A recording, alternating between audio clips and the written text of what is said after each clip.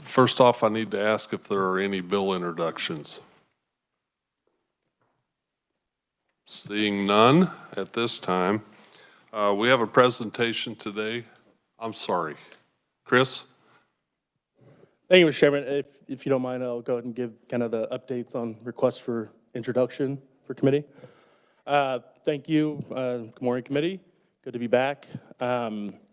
Practically, you may have heard this in other committees, but practically requests for introduction will work the same way as they always have.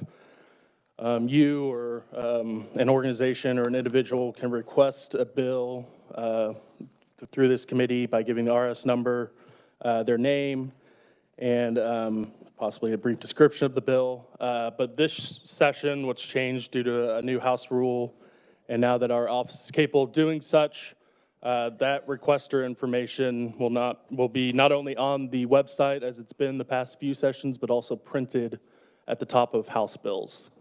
So this will go for any committee bill that's requested through that committee. That information now will be printed with that bill just below the sponsor.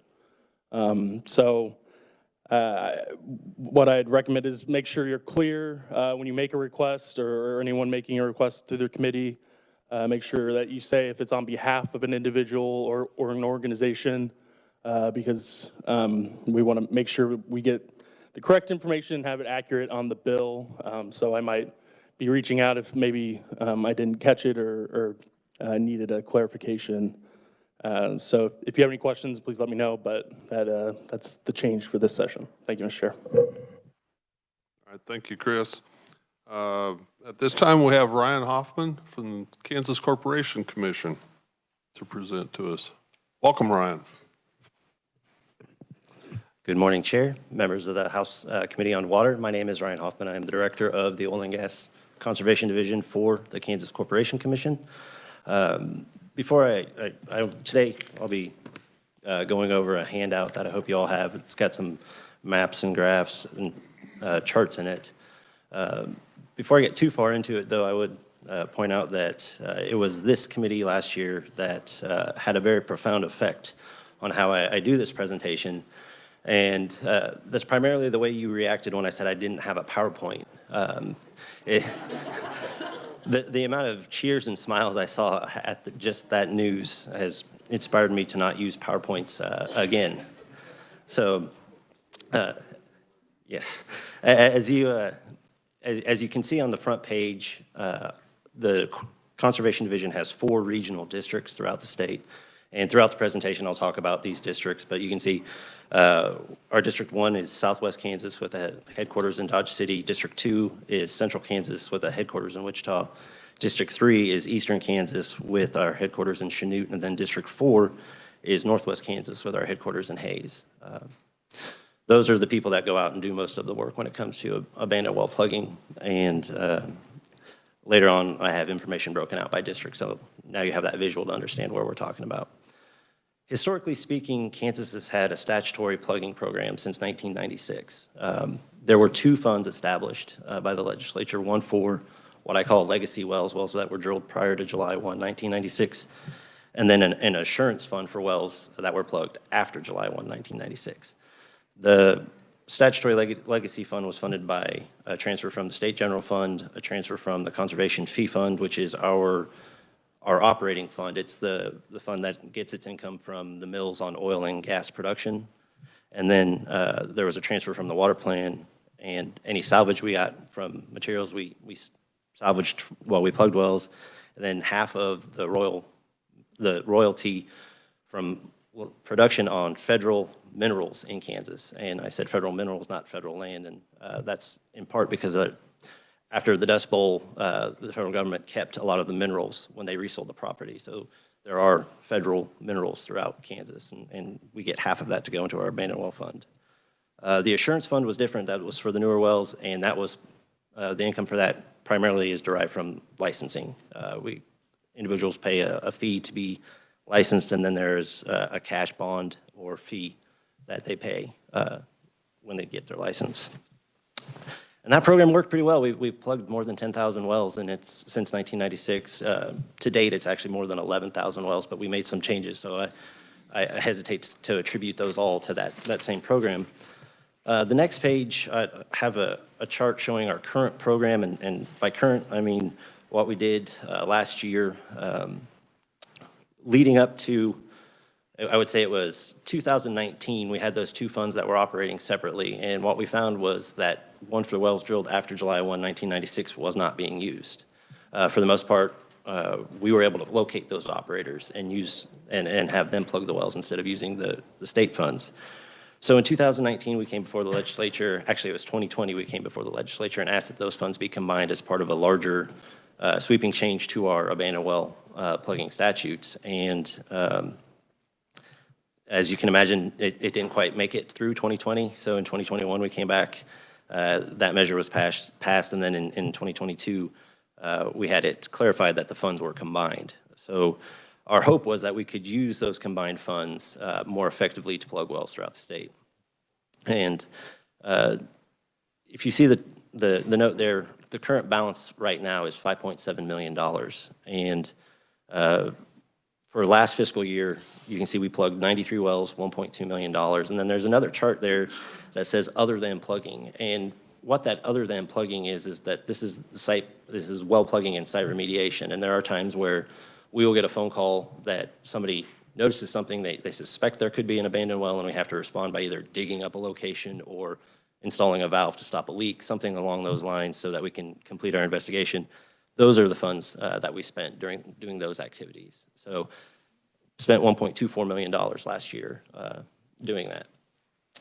If you turn to page 3, I have the last 20 years of activity broken out. And if anything should stand out to you about this chart, it is that the number of wells plugged annually using state funds has gone down dramatically. And that's not a function of anything other than maybe our focus and in part funding, but mostly our focus. And when the fund was formed, it was easy to put together very large packages of wells and plug them for using one contractor. We've gotten most of those taken care of. So we were able to shift our focus to primarily focus on those wells that are the highest priority to plug. As I mentioned, we only plugged 93 wells last year. Well, 18 of them were around a gas storage field. They cost a lot of money to plug. So those are the types of things that we're focusing on.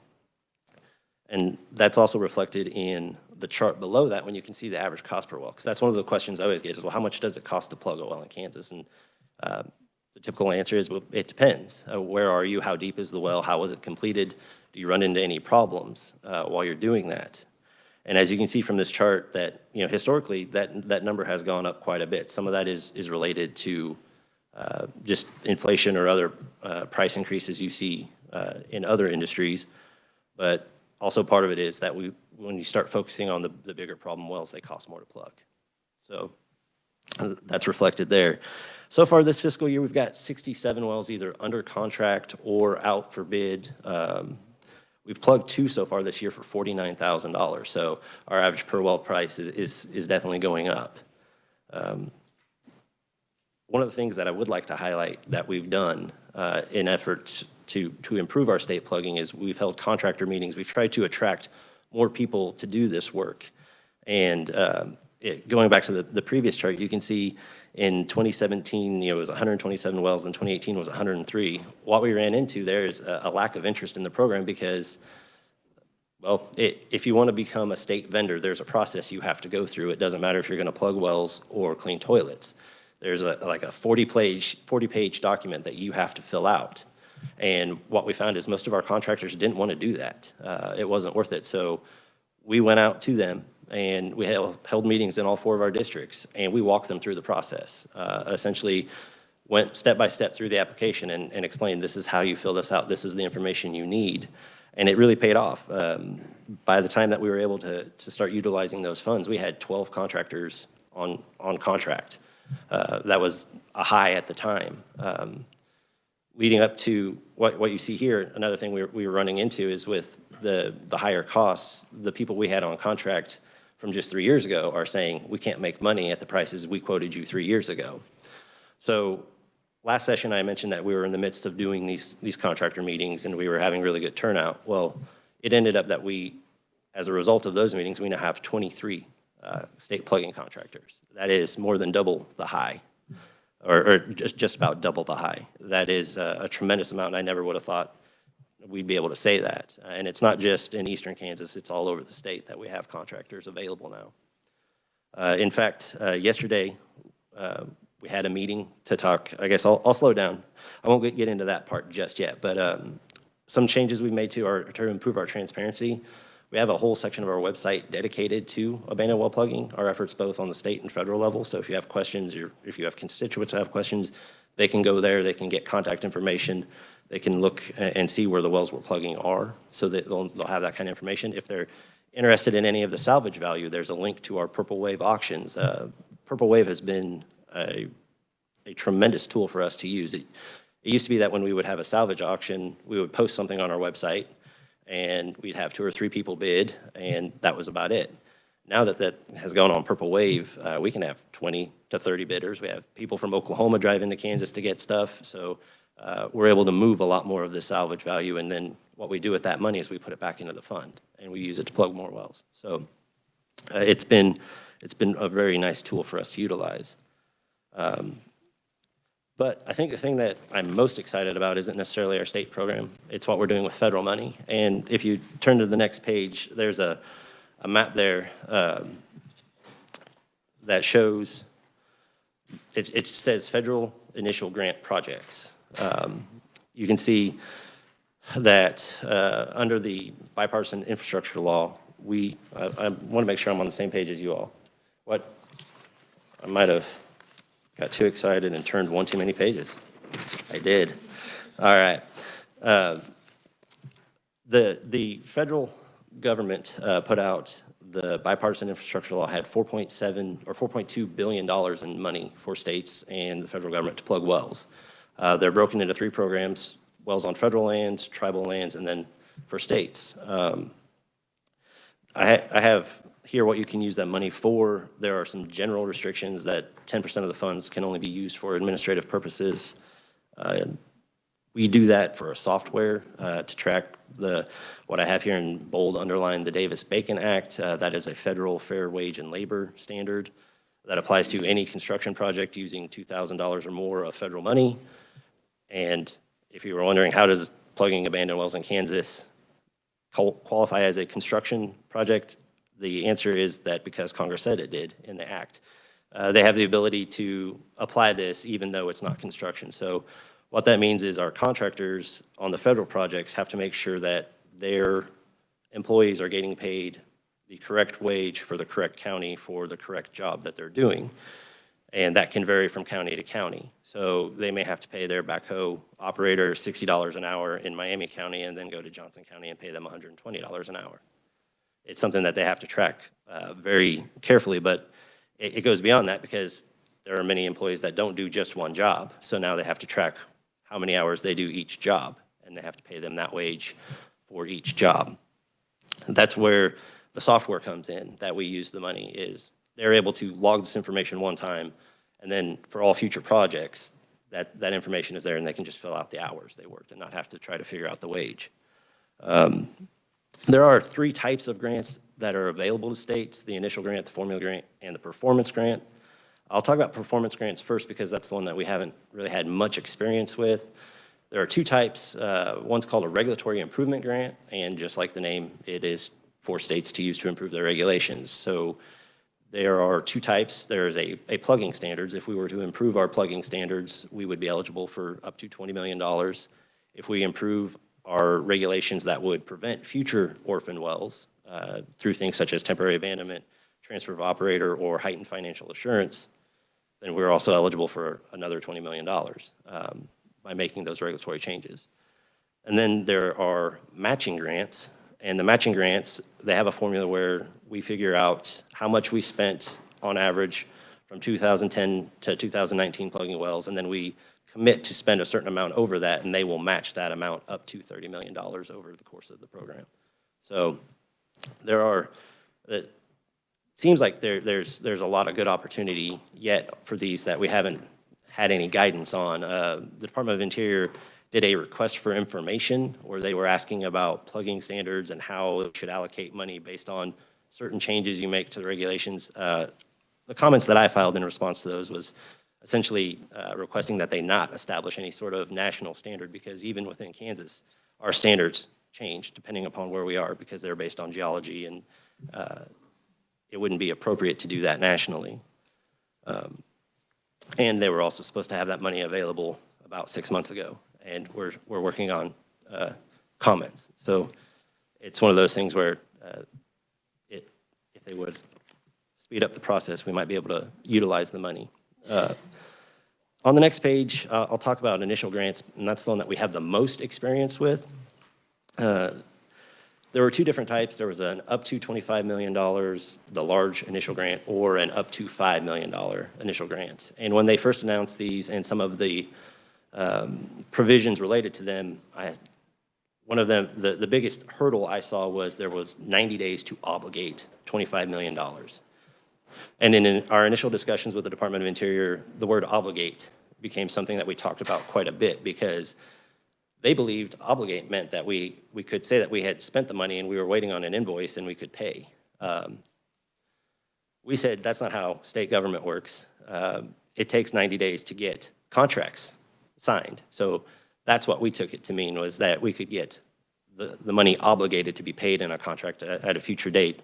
And thankfully they went with that. And so that, plus I would say our staff and then some very ambitious contractors convinced me that we could do the $25 million grant, because I'm on record saying we're going to wait out the $25 million one and we'll do the $5 million one. And they convinced me otherwise, and I'm glad they did. As you can see at the map on the very bottom, what we ended up doing is we identified 8 projects that we wanted to bid out in one contract. And when we put them out, you can see they were kind of spread out throughout the state. Obviously, they were concentrated in eastern Kansas because that's where our largest concentration of abandoned wells is. We ended up receiving 6 bids. And the 2 far western Kansas projects didn't receive any bids. So maybe that's, I'm not going to say that's for the best, but it ended up working out all right, because the 6 bids we got came in at $24.8 million. So we went ahead and awarded those contracts, and as of today, I think there are only 2 of them that are not completed. And the map on page 6 shows you that progress from January 16th of last year to the end of 2023. Our contractors plugged 1,914 wells. If you remember those charts, even in our best years, we were plugging 600, 700 wells. So on average, of the life of the program, we plug just over 400 wells a year. So I look at this as almost 5 years worth of plugging done in 1 year. And they're not done. They're still working on getting that done. And I've mentioned Purple Wave and how much of a blessing that's been. You can see the third pink line down says added wells from salvage profit. We were able to add 218 wells based on the salvage material we sold on Purple Wave. So at the end of this project, we will have spent over $25 million and plugged over 2,500 wells. Hopefully, not too far into this year. If you look at the next page, it's the same information but broken out by regional advisory committee. I know this body is familiar with what those are. Through our oil and gas advisory, we discussed maybe a way to make this seem more tangible to people who don't deal with abandoned wells as much but deal with water. And you can see how they're broken out by regional advisory committee. And I've even received the suggestion, and I'm open to going to these regional advisory committees and talking to them about what we're doing and seeking their input as well for some of the future funds.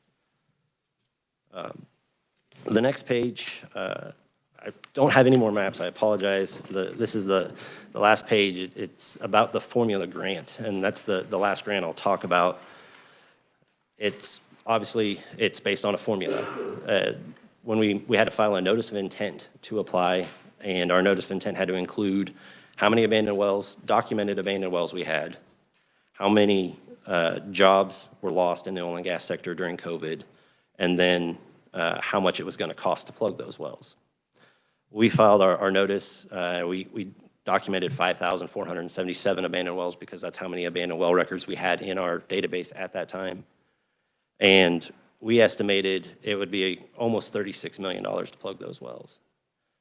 And this was 2 years ago, we had no way of knowing exactly how much it would cost or what, but we thought that was a good amount. The Department of Interior awarded us $33.6 million to plug the wells.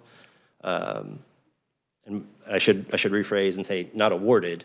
They stated that amount is available. We still have to apply for it, which we did just this last month, and we're waiting to find out if and when we get it. There is a meeting later today where I hope to gain more information on when that money should be available, because the bipartisan infrastructure law says it should be available within 60 days of a completed application. So in our eyes, that clock is ticking.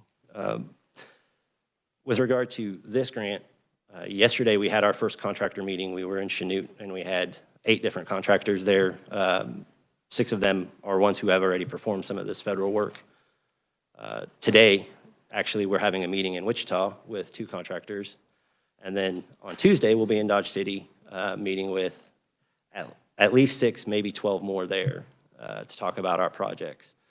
I apologize, I don't have a map of what our next are going to look like, because we are actually still finalizing the list of wells. But we believe that we'll have approximately 8 to 10 projects statewide for 1,875 wells. We will have 2 projects in District 1, 2 projects in District 4, 2 projects in District 2, and then however we decide to split up roughly 1,500 to 1,700 wells in our Eastern District. But those meetings are going on now where we're trying to recruit contractors. Our hope is that we'll have our last in-person meeting next Tuesday, and then we'll have a virtual meeting for anybody who wasn't able to attend the meetings, or if they have any last-second questions about the application or any of the federal requirements. Then we'll submit our package to the Department of Administration so it can go out to bid, in hopes that we can have those contracts signed by the time the money actually does come in, and we can get moving early this spring. I have the counties listed there on page 8 where we will be doing work. Some of this is subject to change. It depends. There are times where we will send letters out to landowners to let them know that we're coming to plug wells, and they may respond and tell us no thank you. So those change from time to time. These lists do. I apologize. I know I told you I wouldn't talk for the full hour and a half, but that's pretty much running through the important information. I'd be happy to answer questions. Representative Blex. Thank you, Mr. Chair. Thank you, Ron, for your presentation. On page 3, I'm in District 3 and pretty familiar with what goes on down there. If we look at the cost per well of plugging, and those are shallow wells, we run a $3,500, $4,000 per well. And then in FY22, it jumped nearly 100%, over 100% in 23. Inflation's about 14%. Is there additional regulations, additional requirements? I mean, and I know there's fewer contractors, although you're saying there's 23 contractors. What's the deal there? I mean, and you're talking 24s, 50,000 for 2. Where are we going down the road? Do we got a lot of wells out there that may still need plugging and run out of money? Sure, and that's where I was going with the condition of the wells, or in this case, there were 18 wells right around a storage field, which was in District 3, in the northern part of District 3. So those wells alone were over $20,000 a piece, and that really drove up the average. But yeah, I think what we're seeing is commensurate with what the industry is seeing in terms of increased pricing that they're paying. Do we have additional requirements from either the state or the federal for plugging requirements compared to, say, 5 years ago? Has that increased? I mean, that looks, I understand a little bit. I mean, I go down to the store and buy things too, but not everything's 100%. Sure. I mean, that's getting crazy. And I think part of it, what we saw too, was with their workforce. after COVID, that not everybody came back to work in the service industries, and we had a hard time getting contractors on, and I think their costs went up through labor quite a bit, and even today, they have a hard time fielding enough crews to meet our demands. Well, I can't say I like it. I've had several wells plugged on our place in the past, and, you know, they was like $2,500, and you know, now we're looking at 20,000 a well, and that's a whole lot less wells we're going to be able to plug. Well, and some of it may be, what you're looking at on this page is state funded. It doesn't include the federal plugging. I think we're seeing some of that even in competition with the federal program, whereas people know, well, this is what, you know, we're paying to plug wells federally. Okay, now I understand. All right, thank you. Representative Titus. Thank you, Mr. Chairman. Ryan, good to see you. What's a ballpark estimate of the total number of abandoned wells in the state? That's a great question, and one that I prepared for. I probably should have included it here. My ballpark estimate is less than 10,000. It's based on the fact that I mentioned we have an abandoned well database that we use to do our legislative reporting. That contains 5,285 abandoned well records requiring attention. Well, please focus on the word records. Not every record in there is a well. And so sometimes we could have 3 records for one well. It depends. That database was formed in 1996 when the program started, and to this day, we're still cleaning it up. And that's part of why you won't see that number change much. We don't put a lot of information in it because unless it's final. Once a well's plugged, we do it. And then the other set of wells, if you've ever been on KGS and you've looked around, you've seen a well that's designated as on list. What that means is that over the last 5 years, the commission has issued an administrative action against an operator whose license expired. The operator didn't renew, didn't transfer their wells. They didn't have a bond anymore, and they weren't around. So once the order became final, the commission designated staff to research those wells and put them on the plugging list and plug them as money allows. There are 4,801 of those wells. So would most of those still be concentrated in southeast Kansas when it's all said and done? large number of them, yes.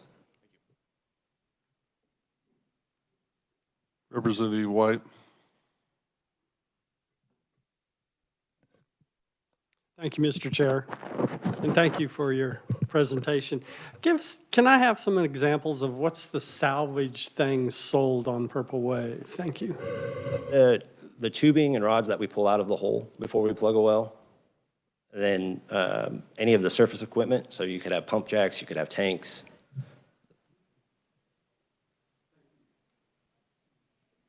Some of the salvage material actually has some radioactive content to it.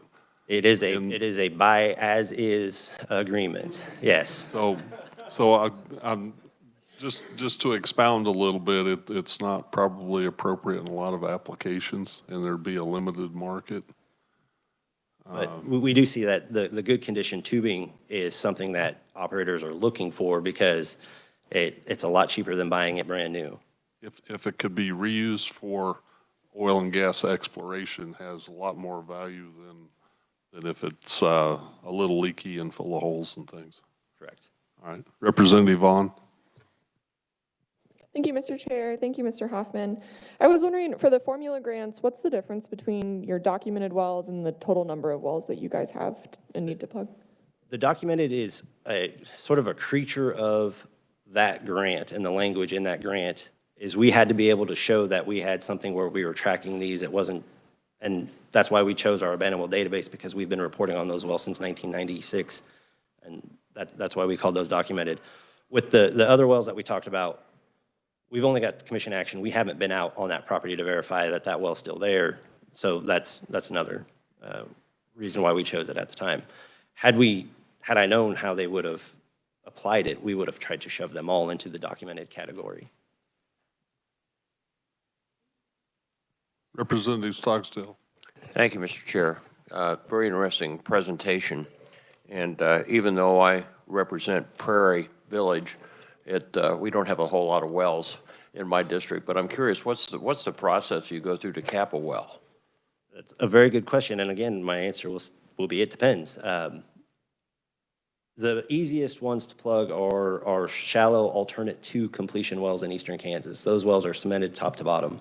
So when it comes time to plug them, we essentially will tie on, pump cement down, fill the perforations, fill that whole well up with cement and let it sit, make sure come back the next day, make sure the cement is still there, didn't go out into the formation or somewhere else. And if it is, then you would cut it off and bury it. As you go west in some of the deeper wells, you stage a series of plugs. Like you would put a plug over the producing formation at the bottom of the well, then you would probably fill the rest, the next section of the well up with a gel, and then you would stage another plug wherever you have a salt section or usable water, and then until you get to the surface, and then you would have your surface plug. So essentially, the more levels you have, the more expensive, obviously, the plugging is. Yeah, because you're looking at a longer time to do it. Right, okay. And more Thank cement. you. Thank you, Mr. Chair. I guess I'll follow up on that question a little bit. And so the wells in western Kansas are far deeper due to the 2,000 plus elevation difference. The ones in southeast Kansas have a very small pump jack on them. I've noticed it takes very little to raise it. The farther west we go, the larger the pump jacks and the counterbalance weights. If you're going down 6,000 feet versus 3,000 feet is a huge difference in the cost of plugging a well. And then you alluded to going through some of the storage areas or near one of those. If you were going down the wells like a conduit and connects everything together, there should only be perforations where the oil was seeping into that area, and the pipe above that should be structural enough to hold. But if you went through a gas pocket or a void and then hit hard rock again and went on down where you found the oil, those with the pockets would be far harder to plug than where you have actual hard rock around that well. So I can see a huge difference in cost, maybe a 4-to-1 difference or something. Am I close, right? If you look, District 1, District 4, you can see on average, they were much higher than District 3. And it's 6,000 to 13,000, 6,000 to 14 or 15. So it's a major difference. And the other thing you do when you increase your wellbore distance is you increase the likelihood that you could run into a problem. You could shear something off and then have to fish your tool out. You could do all kinds of run into more expensive issues on a deeper well. So what's the diameter of many of these casings, and how many yards of concrete would it take to cement one top to bottom? You know, that is something that I did actually talk to our one of our supervising geologists about, and he told me, and I said, you filled me full of stuff that I know I am going to forget when I'm pressed. I want to say it's 350 sacks of cement is what it would take. I don't know in terms of volume how much that is. But I will definitely research that and get back to you. I know he's probably watching this and shaking his head. I'd say 4.5 to 5 sacks per cubic yard. Am I close, Doug? That's a lot of concrete, folks. That's a lot of volume to try to plug. But we can all agree that plugging is far less expensive than remediation. Okay. Representative White. I'm from the West, and we're kind of, everything's new, and I have run across some old wells that are hand dug and cased with rock. I was down in Oklahoma about a month ago, and this is a first for me. I saw a well cased with steel 55-gallon drums.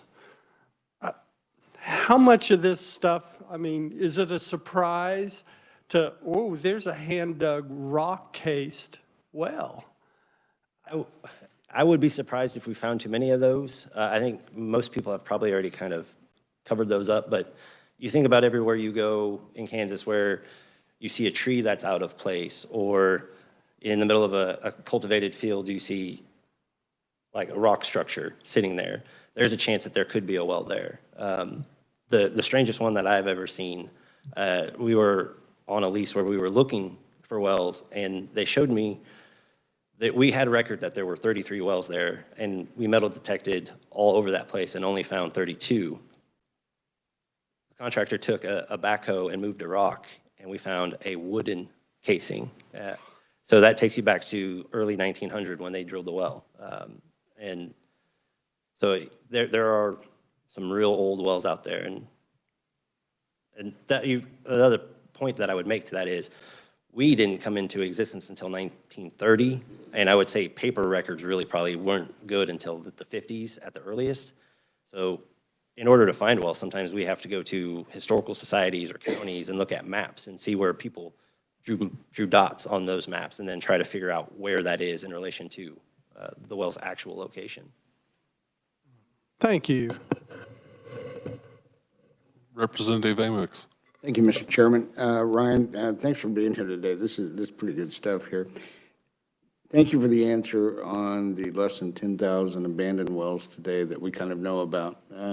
Is that number growing? No, it used to be that we would plug about as many as we found every year.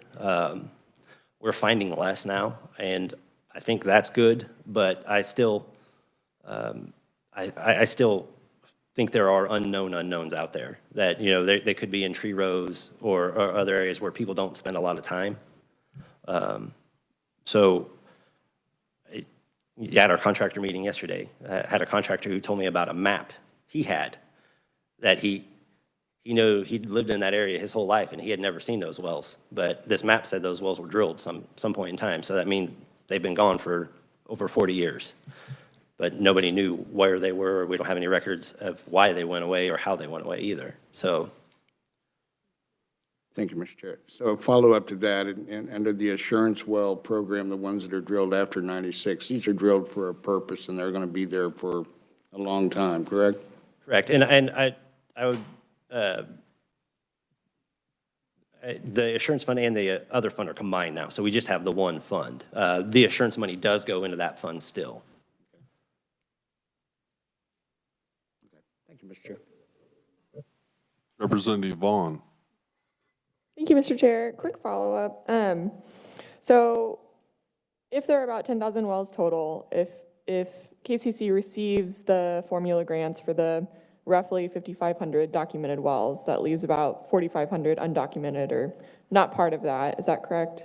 No, Okay. if that's what we had hoped we would be able to plug with that money, but based on what we're finding, that's why for a contract, we're going to put out 1,875 for that first, and that's for the first 25 million of our 33.6 million. They're going to phase it. So I would reduce that 10,000 number by 1,875. Plus you'd figure that we're going to have salvage that should go up as well. But I'd say over 2,000. So you'd still be looking at roughly 8,000. And then there's potentially $70 million on the table still with the federal government grants. Okay, that's going to be my next question. If there are further federal opportunities to continue to plug some of those wells. Okay, that's exciting. Thank you. Representative Blex. Thank you, Mr. Chair. And just kind of follow up a little bit of history. We had the early wells were dug with cable and tool rigs, which is basically ground pounder heavyweight. You beat the formation into submission, I guess, and flood out the particles. And a lot of those were 10-inch casings, big casings, which took a lot of concrete to fill compared to a rotary drill that come in with using a 4.5-inch casing in it, which reduces the amount of volume as far as concrete to plug those. So you got a varieties. I mean, you run on there, and in our southeast Kansas area, it is just a historic nightmare as far as oil issues from real shallow wells and a lot of seemingly poor records. And I actually worked with the Chinook office for a lot of years alongside that with a sister agency and was involved with a lot of their issues there. And and you're making progress. On our place alone, there was 31 wells plugged. And so and a lot of them were right along the riparian zone. Should have never been drilled right within 20, 30 feet of a creek bank. And so they've done a lot of good and made a lot of progress, but still a few out there that needs to be addressed. So thank you for that. Representative Titus. Thank you, Mr. Chairman. Given Mr. Blex's lead in there, could you talk to us about where the lines are between you and the Department of Health and Environment, and if there is an abandoned well that's causing contamination, how you guys cooperate, and what a issue like that looks like? There is a statute 74-623 that in 1995 or 96 transferred the authority to remediate oil and gas pollution to the KCC from the KDHE. So we have some legacy sites that we still monitor that were theirs that have been transferred to us. But if it is a water pollution issue, like a groundwater pollution issue, we would be involved. If it's a surface water issue, it's vice versa. They would be involved, and we would work together on coordinating a cleanup. And I think for the most part, the communication there is very good. And if they get a call about something that they suspect is our jurisdiction, they'll let us know. And it's the same way, like Representative Black said, in a lot of areas, if we are not co-located with them, we're in the same town, not very far away. Our field agents run into each other, so. I have a question.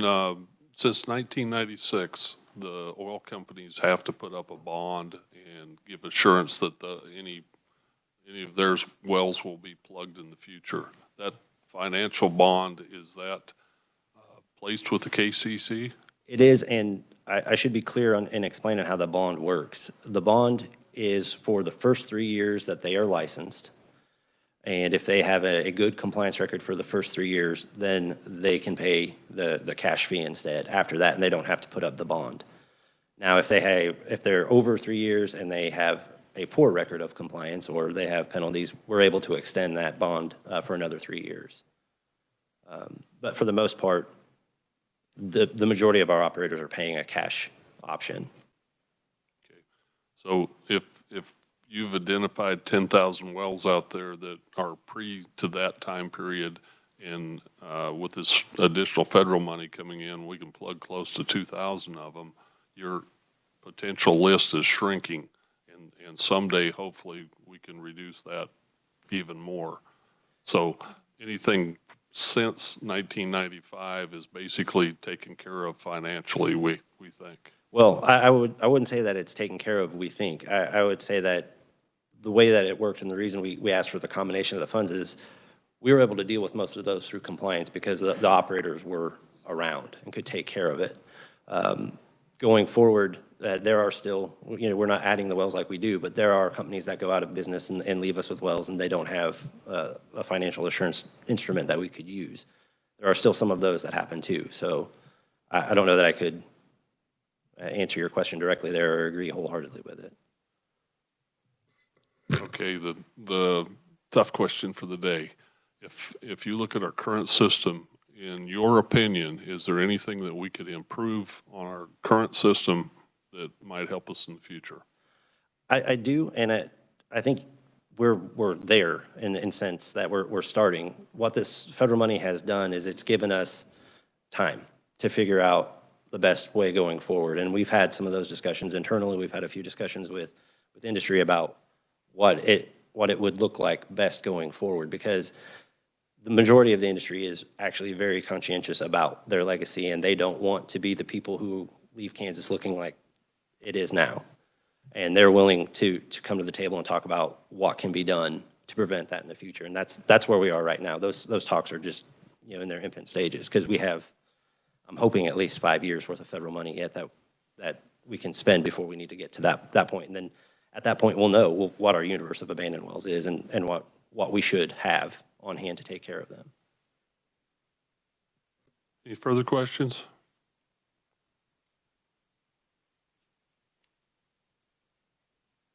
Seeing none.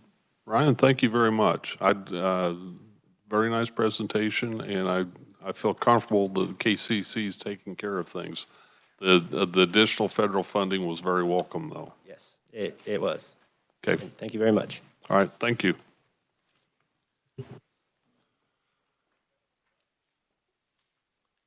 Committee within your folder for today was the committee rules. And I hope you had a chance. Actually, they're the same as last year. The only change is the date at the top. And I'd like to be able to adopt these for today for our helping deal with future presenters. And I would entertain a motion to that nature. I have a motion from Representative Howerton. Is there a second? Representative Amex, a second. All in favor, say aye. Aye. Aye. All opposed? Motion carries. Next Tuesday, we have a presentation. Help me, Tony.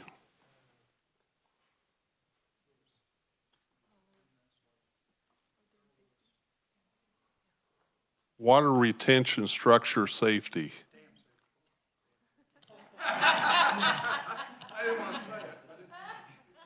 You guys are a lot of help. And they're going to present at 8:30 to the Senate committee and for about 45 minutes, and they'll come over to our committee at 9:15. We'll do a few other things. We will meet here at 9 o'clock on Tuesday. We'll do a few housekeeping things and talk about some things, and they'll present here. It's nice to work with the Senate committee and have the ability to have presenters come over and talk to both of us on the same day, especially as the travel's been here recently. Anything else for the good of the committee? Representative Titus. Thank you, Mr. Chairman. Since we're a little bit ahead of schedule today, I wanted to take a moment. I have some friends from the Flint Hills Regional Leadership Group here. If you guys wouldn't mind coming up, just introducing yourself and sharing your hometown. You can't come to the Capitol without getting embarrassed at least once.